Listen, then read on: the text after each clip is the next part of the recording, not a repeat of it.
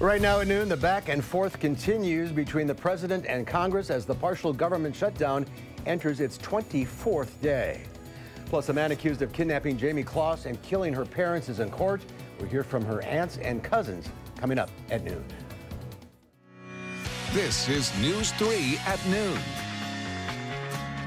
Good afternoon, I'm Mark Kane. The man accused of taking Jamie Kloss and holding her against her will heads to court later this afternoon. 21-year-old Jake Patterson also faces kidnapping and homicide charges. He's accused of killing Jamie Kloss's parents inside their Barron home. We also expect to get court documents that could provide some information on what Jamie went through and why she was targeted. Authorities say Jamie escaped from a home in Gordon nearly 3 months after she was abducted. It's about an hour from her hometown. Police say very few full-time residents live in that neighborhood. The Barron County Sheriff says Patterson has no prior criminal record, and investigators say they're still looking into ties between him and the Kloss family. His lawyers haven't said whether their client admitted to the crime, but are hopeful that he will be treated fairly in court. There's going to be a whole lot of healing that needs to go on in this community from every perspective, and we have all the faith in the world that that will take place.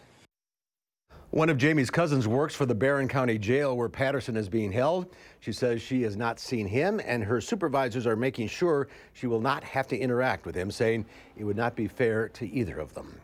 And Jamie's family plans to be there when Patterson is in court. 3 of her relatives spoke with CBS this morning. They say they want to know everything that happened to Jamie during her ordeal, but do not want to pressure her for details. They're also so proud of her for being brave, making the decision to run. Are you all surprised by the strength? Because we keep hearing her described as shy and quiet. I am. You are? I am. Yeah. The thing I wanted to express to her immediately, and we all do, is the pride we have in her for doing this, for getting out, for making it, for the power that she has. You know, I mean, that she took the power away from this man, that she did this. I mean, it's just incredible. I mean, the strength that this little girl has and the pride that we have in her for it, and that's instantly what I thought. As for Jamie's current condition, her family says she's doing pretty well under the circumstances, and now that she is safe, they can all start the grieving process for her parents. News 3 will bring you live coverage of Patterson's court appearance. It starts at 3:30 this afternoon. We'll have it here on News 3 and on channel3000.com. Our Keely Arthur is also headed to Barron. She'll have the latest on the case throughout the day. Chris Reese is here now with a look at our weather.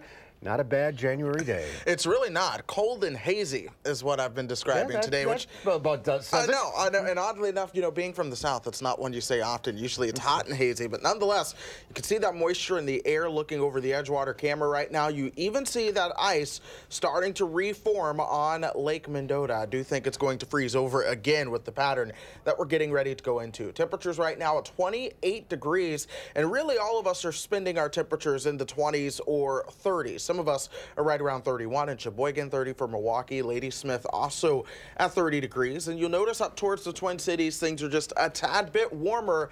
That's because the cloud cover there is thicker than it is for us, if you find that easy to believe, given how thick the cloud cover already is. But that's worked to keep them just a little bit warmer last night, and that's keeping them a little bit warmer today as well. But as we go through the rest of our afternoon, expect those temperatures to hang out in the lower 30s for those highs.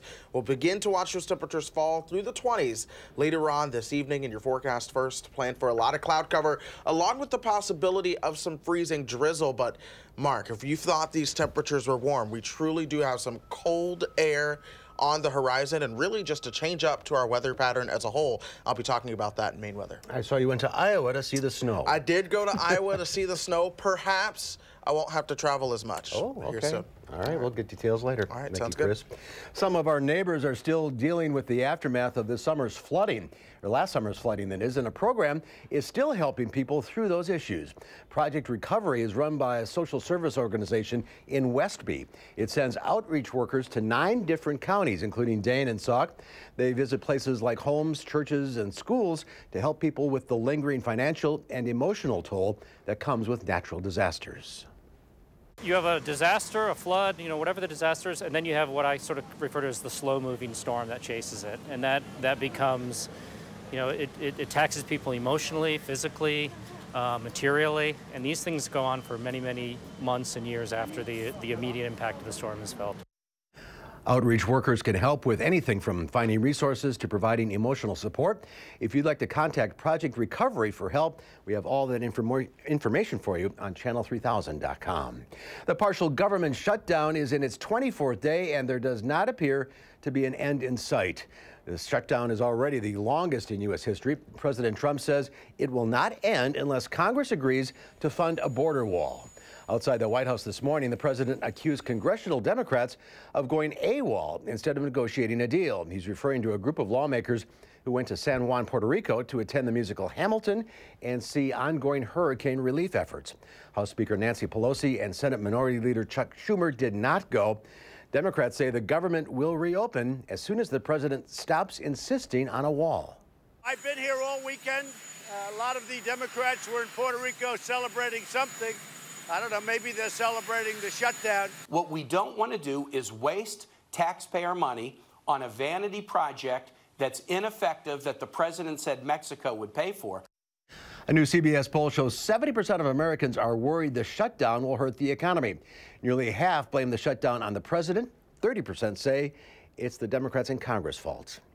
More than 25,000 teachers in Los Angeles are not working today. There is a strike in the nation's second largest school district, which affects more than 1,000 schools and 600,000 students. The funding battle follows similar walkouts last year in 6 states, starting with West Virginia. There's more to come on News 3 at noon. Up next, we'll see what Howard's working on in the Mr. Food Test Kitchen.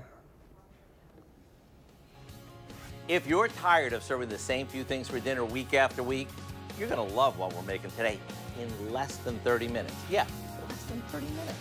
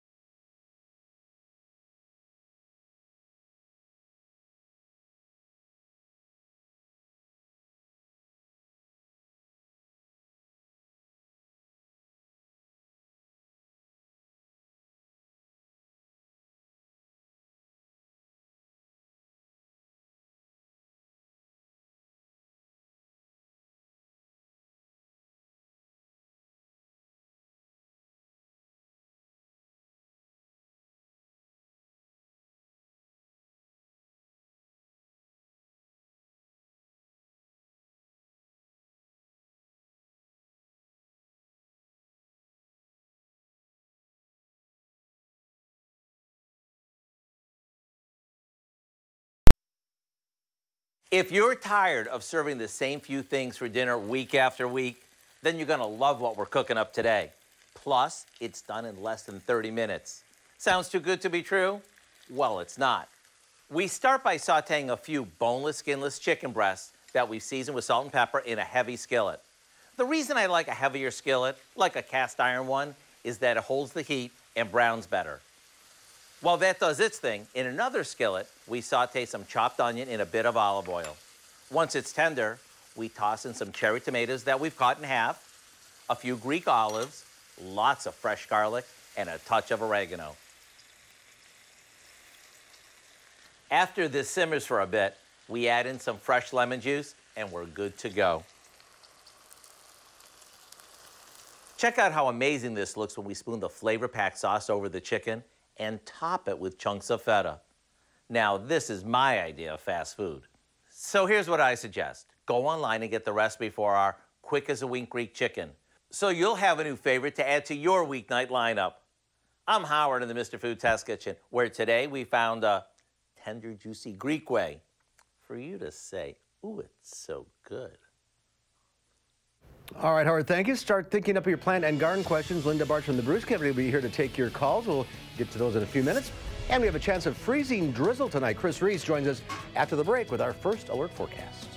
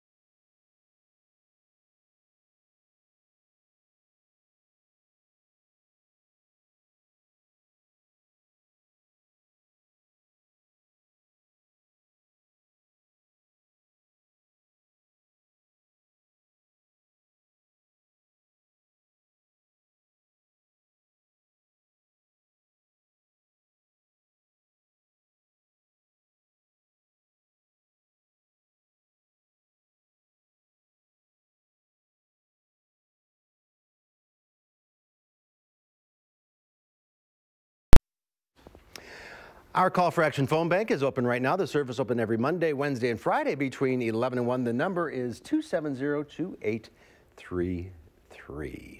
Let's check Wall Street at the noon hour. The Dow Industrial down 68 points. The NASDAQ down 47. Let's check in now with Q106 Farm Director Pam Yankee on this Monday. How are you? Not bad, not bad. I just got done chatting with some folks that are down in New Orleans for the 100th centennial anniversary of the American Farm Bureau Federation. They were commenting about how the weather turned into a bit of a challenge to allow them to be there, especially if they were going through someplace like St. Louis over the weekend. But everybody's arrived now. Special congratulations already to Kelly Wilford from Manitowoc County. She made the top 4 in the discussion meet category. In fact, Kelly's been on stage this morning competing with the other 3 candidates. What they do is have a subject matter that's presented to them, and then they have to work between the 4 of them to keep everybody engaged in the process and try to elicit as many good ideas as possible. So Kelly Wilford in the top 4. We'll find out tonight if she won it all. Also, congratulations to Olivia and Justin Doyle from Iowa County, our Ag Achievement Award winners. They gave a 25-minute presentation to judges yesterday. They are in the top 10. So a couple different winners that we're watching down in New Orleans for the Farm Bureau's 100th convention. And I think almost as I speak, President Donald Trump is supposed to be addressing the general delegation. Second time they've asked him, second time he's accepted, but that may be in part because Secretary of Agriculture Sonny Perdue is a pretty good friend with Zippy Duvall, president of the American Farm Bureau Federation. Markets just waiting for more information. They're kind of watching Wall Street today. Bank earnings were what Dow Jones was supposed to be kind of keeping a harness on, and that's taking them down. We're down on the midday as well. Barrel cheese today down 1.5 pennies at 123. 40-pound block cheese, that was up 1.25 pennies at 142 1/4. While AA butter on a Monday remains unchanged, $2.25 3/4 per pound. So we'll kind of follow up on the details and what's happening down in looks to be sunny New Orleans. I won't say that it's overly warm down there, but at least it's not got the threat of snow or nasty temperatures like we may have to deal with sometime this week around here, Mark. Freezing drizzle tonight. All right. Thank you, Pam. All right. We'll see you later. Chris is here now with a look at that forecast. Kind of gray out there. Oh, it is very gray out there, Mark. And speaking of freezing, you can actually begin to see Lake Mendota refreezing after it actually froze once, then melted. But now a lot of that colder air is coming back into our picture. Temperatures this afternoon are at 28 degrees right now. We may warm a couple more degrees, but with that haze and the low clouds, it's actually going to be a little challenging to truly get those temperatures to move. 28 for our friends in Rock County right now as well. 20s working your way north towards places like Westfield, 29, and Juneau, 28. As you work your way towards the Dells, we zoom things out, and temperatures are fairly uniform across the upper Midwest, though we do see some slightly warmer temperatures right around the Twin Cities by like 2 degrees. We're talking 31 degrees in Minneapolis right now. That's where there has been at least a little bit more in the way of cloud cover, but I do want to say less in the way of snow. Here is the snow depth across the upper Midwest, and from Milwaukee through Madison through La Crosse down towards Rochester, no snow at all. Just to the north, several inches of snow on the ground. Just to the south, Chicago, Rockford, Davenport, Iowa, plenty of snow on the ground for them as well. Here's the upper Midwest as a whole. And oddly enough, you see that thin little area that has been snow-free. Our snow drought continues around here. Right now, no snow falling out of the sky right now, just still a lot of cloud cover. And that's going to be the case really going through the rest of today and the next couple of days. High pressure is mainly in control. We do have a weak front coming through. There's not a lot of moisture with it, but it'll at least have the chance for some freezing drizzle associated with it. Still, though, plenty of cloud cover will mainly be the story until we get some sunshine Wednesday. Hour by hour, temperatures this afternoon will top out right around 33 degrees. 20s coming into the picture overnight tonight, down to about 26. The cloud cover sticks around into your Tuesday as well, though we will be warmer with temperatures around 36 degrees, and then I do think that begins to break up in time. But here's the deal. We have been milder. It's been 334 days and counting since the last time we saw single-digit temperatures around here.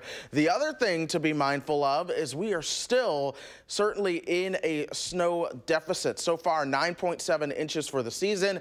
We should average around 21.2 inches at this point in the season. But let's talk about how that pattern is going to be shaken up. We are watching that colder air that is really going to be taking over the eastern half of the country by this weekend. I think that's going to be the first of several attacks of colder air that will make its way on down into the lower 48, kind of a pattern that will rinse and repeat over and over with shots of colder air. That also leads to more chances for storm systems to develop. And so from the Climate Prediction Center, we're looking at a 60 to 70% probability of below normal temperatures going through the next 6 to 10 days, along with a 40 to 50% probability of above normal precipitation. That is what we need if we want to see some snow chances around here. And so that is what we are watching. It's a pattern change that could bring more of that. But nonetheless, we will see those colder temperatures return. There's a chance of snow for Friday and into Saturday. By the time we get you towards next week, folks, into Martin Luther King Day, we are talking days with single digits showing up, along with not getting out of the teens by next Tuesday and Wednesday. There are chances for snow then as well, Mark. So we're going to be watching this pattern closely just to see if we can finally shake things up and get some snow on the ground for us in Wisconsin. All right, it's about time, I guess. Yes, it is. Thank you, Chris. There's more to come on News 3 Noon. Linda Barch with the Bruce Company joins us live in studio to take your plant and garden questions. Well, that's pre-plant. Call 270-9933. We'll get to your calls right after this.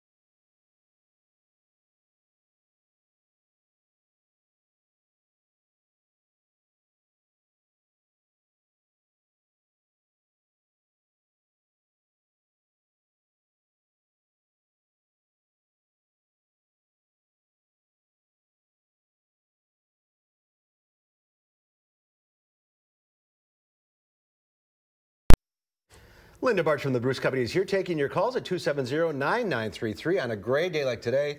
This is so welcome.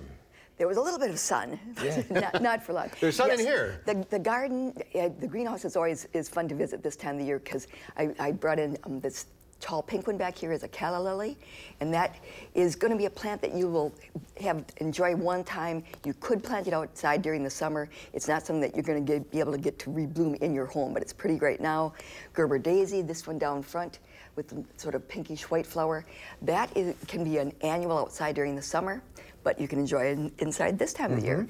Begonia, the pink begonia to the right, that's a really good one. You can get that one to rebloom inside, and it will work outside as an annual also. And then the primroses, aren't those pretty? Yeah. See, that's harbinger of spring. They don't look real. They are so perfect. And then, of course, another harbinger of spring is this little pussy willow here that we're starting to develop some buds on. Let's go to the phones. Lots of people want to talk to you. We'll start with Rita in Madison. Hi, Rita. Hi. Hi. What's your question?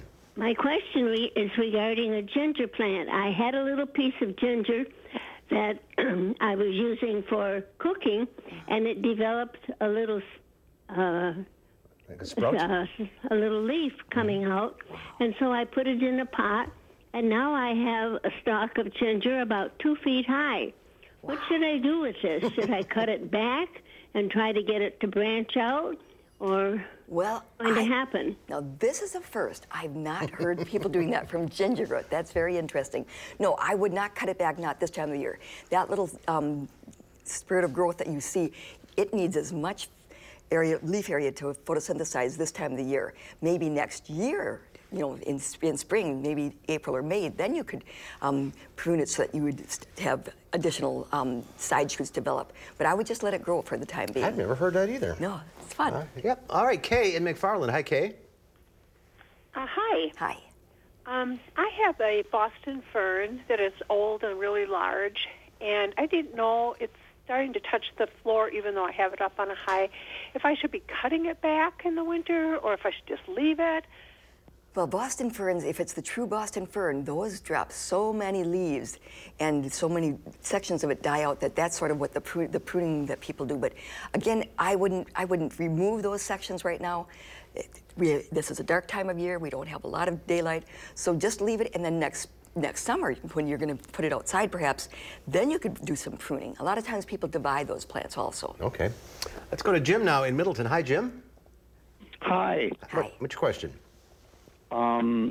I just have a little condo, and I have a little place where I could plant something. They said I could plant anything I wanted, and I wanted to try to plant some tomatoes. Okay. But it's on the northwest side, and it doesn't get any sun. Do you think they would grow there? Well, tomatoes will grow, but whether they're going to be very productive, that's the question. If you can move it away from the building a little bit, that west light will help it some. But see, tomatoes like full sun. They would like to be out in the middle of an area and have sun from morning to the end of the day. They will still grow, but you aren't going to get as many flowers and fruit and so on. Yeah, they need full sun. Right. They prefer that, yeah. Yeah, north side's not going to work. No. All right. We're out of time. If you're on the line, stay there. Linda will talk to you off. Oh, all the lines are... Everybody wants to talk to you. Okay. So don't hang up. Linda will be with you in just a few minutes. Chris Reese is here now with a final check of the forecast. That's right. We're going to keep that cloud cover around today. It's possible for some freezing drizzle overnight tonight, so do be mindful of that. The ground is going to be cold. That could lead to a few slick spots, but that's, again, not a big widespread chance. Temperatures head above freezing for your Tuesday. We're talking near 36 degrees for your highs, but a cold front coming in Tuesday night begins a change in the pattern that is likely going to lead us into an extended stretch of temperatures that are well below freezing. It's been almost a year since we last saw single-digit temperatures, but those have returned to the forecast along with more possibilities of some snow. We're watching the upcoming weekend along with the middle of the week next week to see some flakes flying around south central Wisconsin. Sounds like January is finally arriving. That's our time for now. We'll see you back here at 4. In the meantime, have a great afternoon. Making plans that are weather dependent? Get an accurate 12-hour, even a 10-day forecast. Download the Channel 3000 First Alert Weather app and start planning.